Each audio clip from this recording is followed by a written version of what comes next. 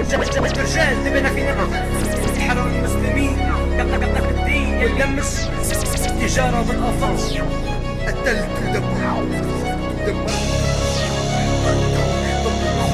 يا عمي ضحي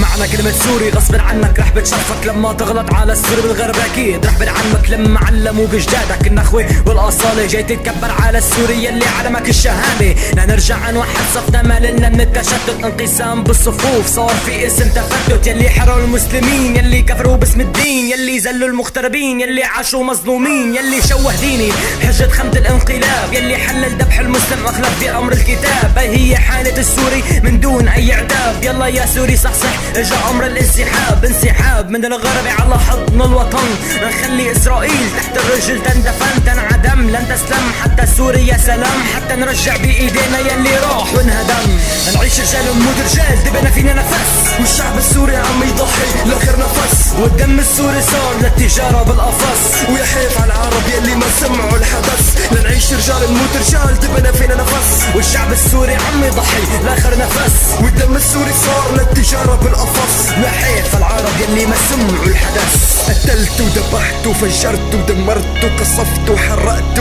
ضمنوني سيطرت وهلا مبسوطين من بعد ما اهلي شردتوا فكرين حالكم انكم يعني كتير انجزتوا دمرتوا سوريا يلي ربتكم كل هالسنين قولوا لي فهموني شو بتنفع كلمة اسفين مؤيد معارض فهموني لوين وصلتوا قتلتوا بعضكم دمرتوا يا ترى ارتحتوا لا تنسى انه اخوك اختك امك او ابوك ماتوا بهالحرب ان شاء الله تكون مبسوط الاول عم يمحي يدمر يضرب بالروسية عم يقتل من دون ما يعرف شو هي الهوية الثاني عم يدافع عن ارضه وعن حريته بتتذكروا قبل الثورة كيف كنا عايشين ولا نسيتوا مستني اليوم يلي بتقولوا فيه خلصنا مع ذلك ما رح نخلص لانه منكم بلشنا بلدك صارت على الارض صارت رماد البلد انتهت بكل بساطة بعد ما تعبوا الاجداد خلصونا بقى اصحوا شوفوا لوين وصلنا حطوا ايدكم بايد بعض ولا تنسوا هذا وطننا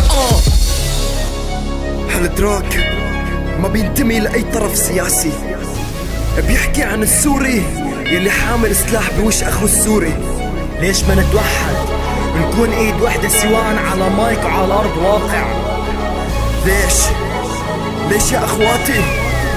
يلا يا زياد نعيش رجال ونموت رجال دبنا فينا نفس والشعب السوري عم يضحي لاخر نفس والدم السوري صار للتجارة بالقفص ويا حيف على العرب يلي ما سمعوا الحدث لنعيش رجال نموت رجال دبنا فينا نفس والشعب السوري عم يضحي لاخر نفس والدم السوري صار للتجارة بالقفص نحيف العرب يلي ما سمعوا الحدث نعيش رجال ونموت رجال دبنا فينا نفس والشعب السوري عم يضحي لاخر نفس والدم السوري صار للتجارة بالقفص ويا حيف على العرب يلي ما سمعوا الحدث لنعيش رجال نموت رجال دبنا فينا نفس والشعب السوري عم يضحي لاخر نفس والدم السوري صار للتجارة بالقفص نحيف العرب يلي ما سمعوا الحدث